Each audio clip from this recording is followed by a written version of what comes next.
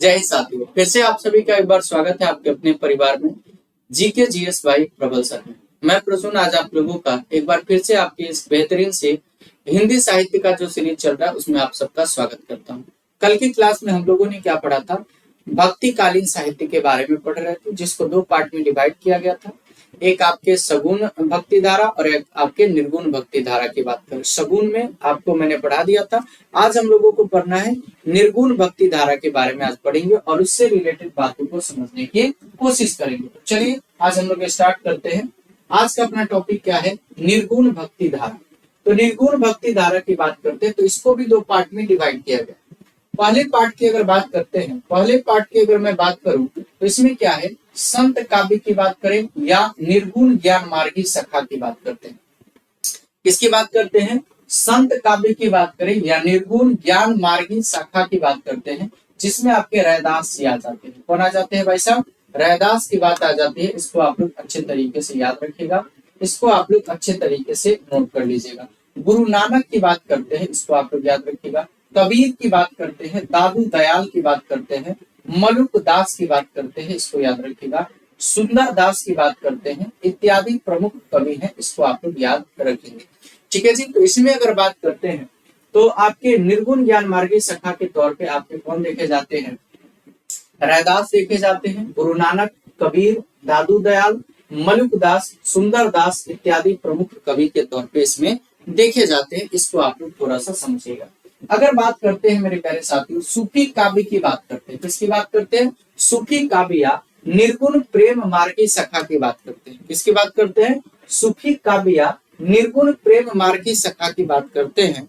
तो इसमें आपके कौन देखे जाते हैं? असाइद की बात करते हैं, मुल्ला दाऊद की बात करते हैं, जरूर आपको मैंने नाम सुनाया होगा। तो ये आपके सूफी काव्य या निर्गुण प्रेम मार्गी सखा से संबंधित है। मुल्ला दाऊद की बात करते हैं, ईश्वर दास की बात करते हैं। किसकी बात करते हैं? मुल्ला दाऊद की बात कर ली, ईश्वर दास की बात कर ली, असाइद की बात कर ली, कुतुबन की बात करते हैं, बार बार चर्चा करता हूँ, मिर्गावती, मंजन की बात करते हैं, मधु मालती, ये सभी आपको मैं बताता हूँ।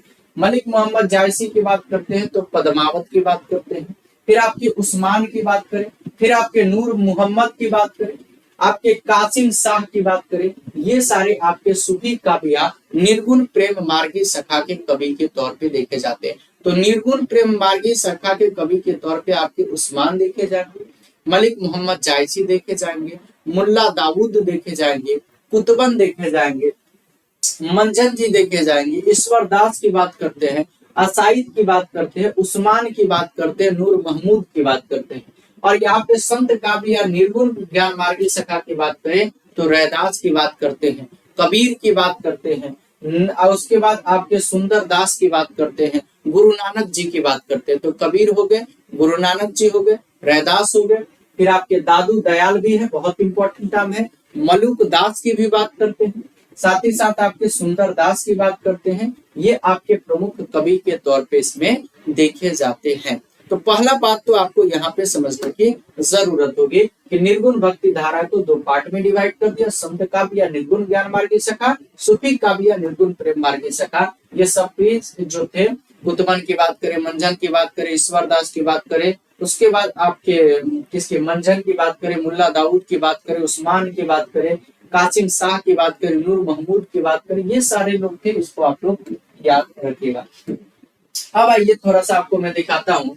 नाभा दास की बात करते हैं, इनकी रचनाओं के बारे में। इसके बारे में जानेंगे, नाभा दास की रचनाओं के बारे में बात करेंगे। तो भक्तमाल जो था इनकी प्रमुख रचना थी, और ये आपके बहुत सारे एग्जाम में पूछा गया है कि नाभा दास की प्रमुख रचना की बात करते हैं तो इसमें आपका कौन सा आ जाएगा? भक्तमाल की बात करते हैं, इनकी प्रमुख रचना है। अष्टयाम शीर्षक से ब्रज भाषा व अवधि दोनों में रचना की है।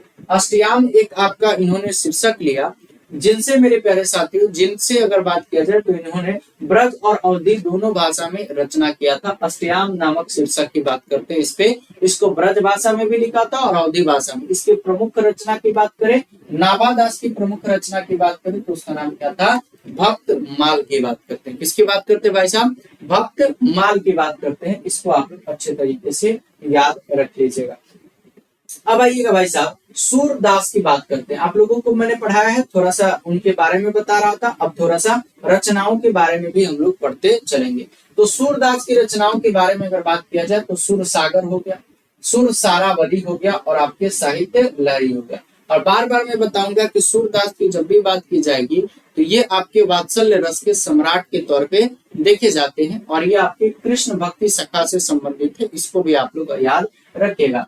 अब नंददास की बात करते हैं तो नंददास की प्रमुख रचना तो आप लोगों को याद हो गया। नाभादास की बात करें तो नाभादास की बात करें तो अष्टयाम एक इन्होंने शीर्षक लिया था, जिसको मेरे प्यारे साथियों ब्रज और अवधी दोनों भाषा में इसकी रचना उन्होंने किया थी। और भक्तमाल की बात करें तो इनकी प्रमुख रचना थी नाभादास की।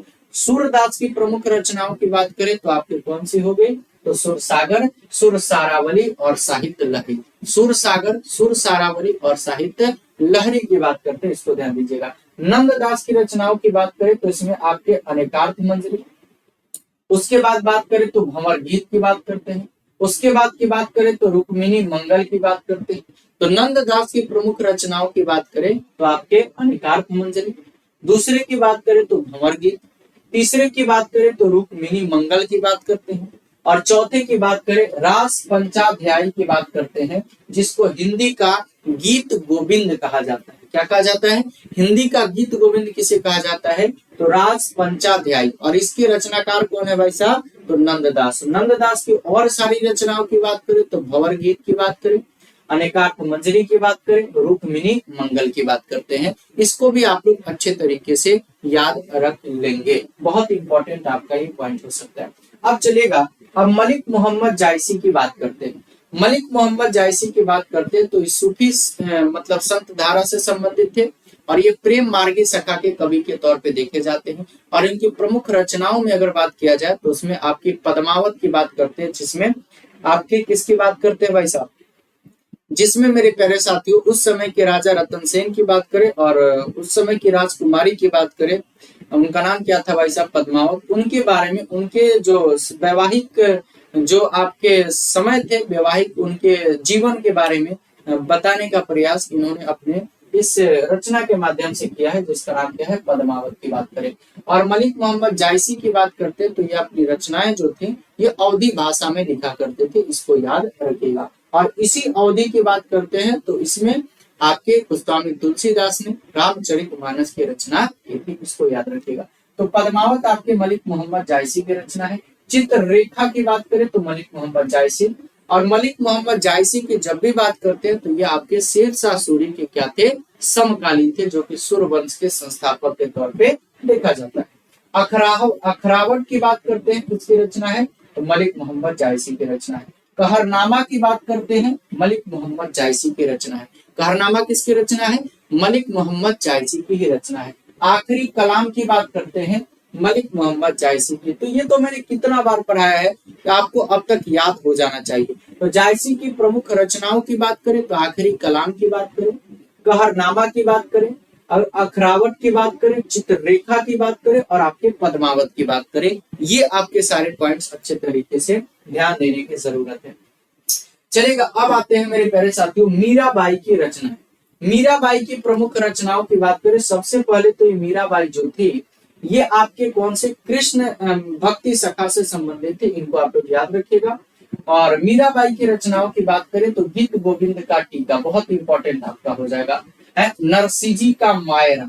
क्या है भाई साहब, तो पहले की बात करें तो गीत गोविंद के टीका की बात करते हैं तो किसकी रचना है, ये मीराबाई की रचना है, इसको याद रखिएगा। नरसिंह का मायरा की बात करते हैं तो किसकी रचना है भाई साहब, ये आपके मीराबाई की रचना है। राग सोरठा की बात करते हैं, राग सोरठा की बात करते हैं तो ये भी आपके किसकी रचना है, तो उनके मीराबाई की बात करते हैं, इसको आप लोग अच्छे तरीके से याद रख लीजिएगा। राग गोविंद की बात करते हैं, किसकी रचना है, राग एक था सोरठा, तो राग सोरठा और राग गोविंद की बात करें। गीत गोविंद का टीका याद हो गया। नरसिंह का मायरा की बात करते हैं तो नरसिंह का मायरा, गीत गोविंद का टीका, राग सोरठा, राग गोविंद और मलार राग की बात करते हैं।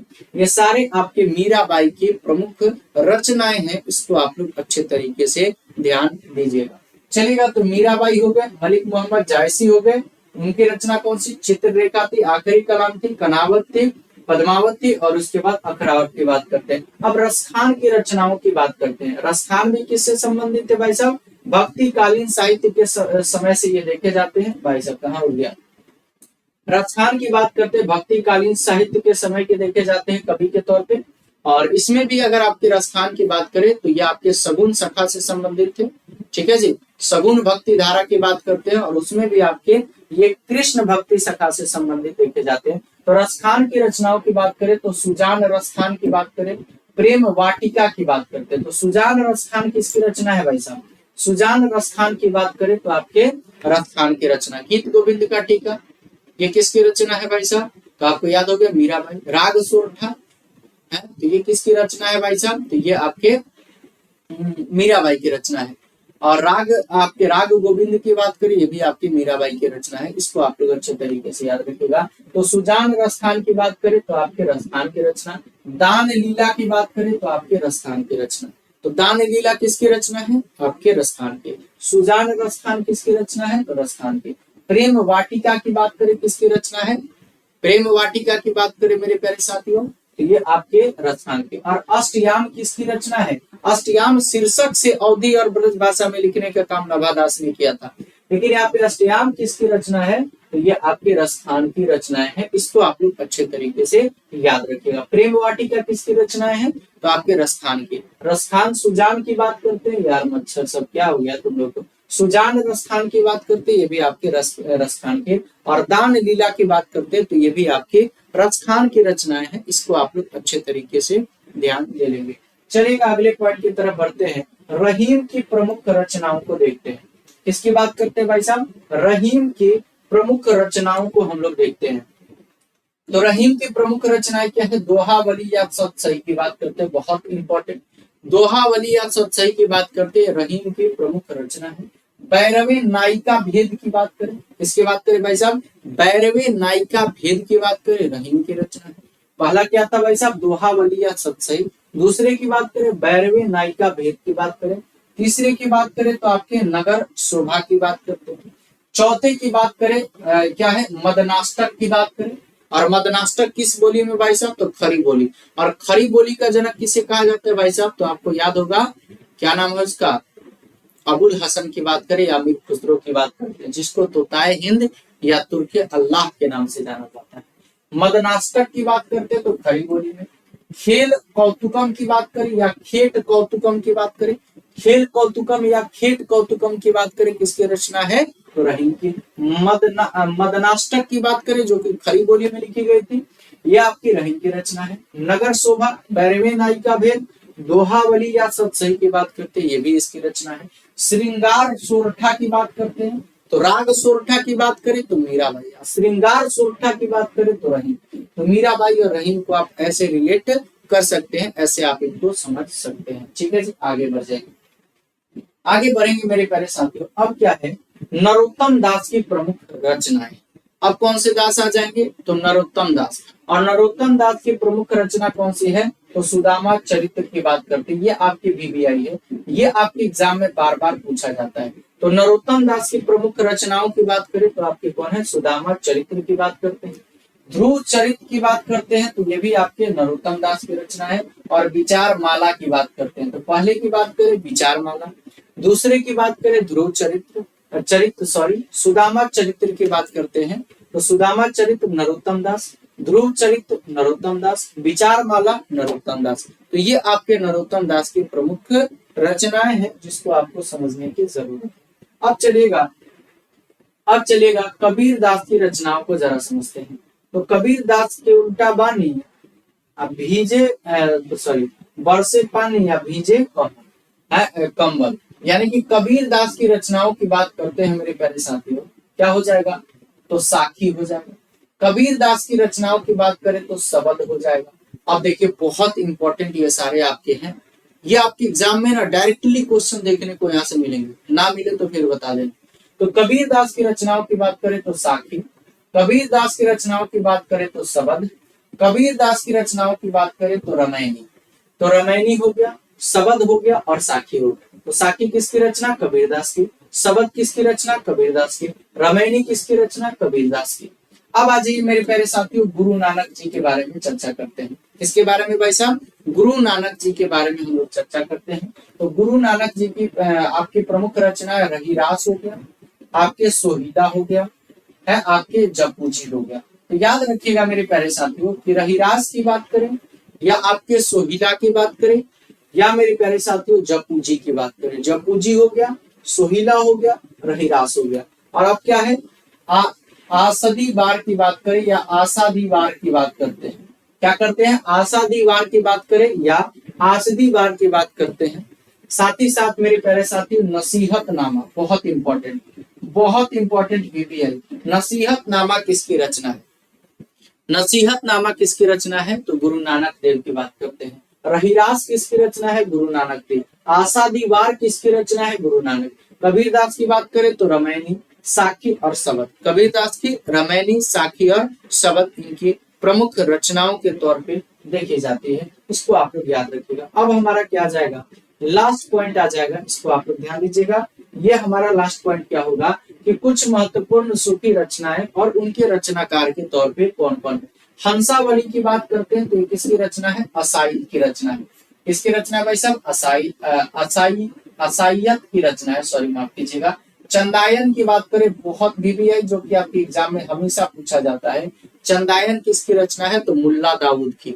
तो मुल्ला दाऊद की रचना क्या है? चंदायन। इसको ये किससे संबंधित है? सब ये सब सूफी क्या बोलते हैं या प्रेम मार्गी शाखा से कहीं ना कहीं या सूफी संत शाखा से संबंधित है। और उसमें चंदायन, मुल्ला दाऊद और हंसावली असाइयत की बात करते हैं। सत्यवती कथा की बात करते हैं, किसकी रचना है? तो ईश्वर दास की। बहुत इंपॉर्टेंट है भाई, इसको अच्छे से समझ लो। सत्यवती कथा की बात करें ईश्वर दास, चंदायन की बात करें तो मुल्ला दाऊद, हंसावली की बात करें असाइयत की बात करते हैं। मिर्गावती अभी मैंने बताया मेरे प्यारे साथियों कुतुबन। मधुमालती मंजन बताया ना आपको। चित्रावली की बात करें उस्मान। चित्रावली किसकी रचना है? उस्मान। चित्रावली किसकी रचना है? उस्मान। मुल्ला दाऊद की कौन सी रचना है? तो उसका नाम है चंदायन। असाइयत की कौन सी रचना है? हंसावली। मंजन की कौन सी है? मधुमालती। कुतुबन की कौन सी है? मृगावती। सत्यवती कथा किसकी है? ईश्वर दास। फिर अगर आपसे कोई क्वेश्चन पूछे ज्ञानदीप, ज्ञानदीप किसकी है? शेख नबी की। ये आप लोग इसको नोट कर सकते हैं। ज्ञानदीप किसकी है? शेख नबी की। हंस जवाहिर की बात करते हैं तो कासिम शाह। हंस जवाहिर की बात करते हैं तो कासिम शाह। और अनुराग बासुरी तथा इंद्रावती की बात करें, अनुराग बासुरी या इंद्रावती याद रखिएगा, बहुत इंपॉर्टेंट है। तो अनुराग बासुरी या इंद्रावती नूर मोहम्मद का है। कासिम शाह की बात करें तो हंस जवाहिर है। इंद्रावती या आपके अनुराग बासुरी नूर मोहम्मद का है। तो इस तरीके से हम लोग भक्ति कालीन साहित्य की बात करें तो इसको भी आज हम लोगों ने क्या कर लिया? खत्म कर लिया। तो हम लोगों ने क्या पढ़ा था? हिंदी साहित्य के 4 कालखंडों में 2 को पढ़ गया। पहले हम लोगों ने क्या पढ़ा? आदिकाल से संबंधित। दूसरा हमने क्या पढ़ा? भक्तिकालीन साहित्य के बारे में। और इससे संबंधित जो भी लोग थे और उनकी रचनाएं थी उसके बारे में मैंने आपको बताया। अब आगे की क्लास में हम लोग समझेंगे रीतिकालीन और उसके आगे की बात करते हैं तो आधुनिक कालीन के बारे में। और इस तरीके से अपना चैप्टर क्या हो जाएगा? फिनिश हो जाएगा और आगे की चीजों को हम लोग समझते हुए चलते जाएंगे। ठीक है, तो आप सभी को ये सेशन कैसा लगा आप सभी लोग जरूर बताइएगा। और आप लोगों के लिए क्वेश्चन होगा। अब इसमें 2 क्वेश्चन में पूछूंगा, 2 क्वेश्चन में आपसे क्वेश्चन पूछूंगा। आप लोग बताइएगा कि हंसावली किसकी रचना है। ठीक है जी, आप लोग कमेंट करके HW में बताइएगा कि हंसावली की बात करते हैं, किसकी बात करते हैं भाई साहब? हंसावली किसकी रचना है, इसको आप लोग अच्छे तरीके से बताइएगा। हंसावली आपकी किसकी रचना है, इसको आप लोग बताइएगा। दूसरा क्वेश्चन आपको बताना है मेरे प्यारे साथियों कि चंदायन की बात करते हैं, किसकी बात करते हैं? चंदायन किसकी रचना है, इसको आप लोग बताइएगा। ठीक है जी, चंदायन किसकी रचना है, ये आपको कमेंट बॉक्स में दोनों का आंसर फेंक के मारना है। ठीक है जी, और आप लोग ज्यादा से ज्यादा मतलब मात्रा में लाइव आप लोग रहिए ताकि आप लोगों को ही फायदा होगा, क्योंकि चीजें आप मेरे साथ करेंगे तो मैं आपको सारी चीजें यहाँ पे याद ही करवा देता हूँ। और एक बार घर पे बैठ के अच्छे से इसको देख लिया आपने तो आपका नैया पार हो जाएगा। वैसे भी कहा जाता है कि तेरा राम जी करेंगे बेड़ा पार, उदासी मन काहे तो करें। उदासी नहीं करना है मन को, पढ़ते रहना है, सारी चीजें सीखते रहना है। अगर कहीं गलती होगी उसको फिर से सुधार किया जाएगा, फिर से लाया जाएगा, बेहतर किया जाएगा और कंटेंट में कोई भी कमी नहीं छोड़ी जाएगी। हम लोगों को बस मेहनत करने आता है और उसी मेहनत पे विश्वास रहता है। बाकी आप सभी साथियों का प्यार और सपोर्ट जिस तरीके से मिलेगा उस तरीके से हम लोग आगे की तरफ बढ़ेंगे। आप सभी का बहुत बहुत धन्यवाद इस सेशन में जुड़ने के लिए। फिर मिलेंगे अगले दिन अगले एक नए आपके सेशन के साथ। तब तक के लिए आप सभी से लूंगा विदा, मिलूंगा कल। और आप सभी लोग रिवीजन करके जरूर आइएगा। एक बार सेशन को लाइक कीजिएगा, चैनल को सब्सक्राइब नहीं किया सब्सक्राइब कर लीजिएगा और ज्यादा से ज्यादा अपने दोस्तों के बीच में शेयर जरूर कीजिएगा। Thank you so much. जय हिंद।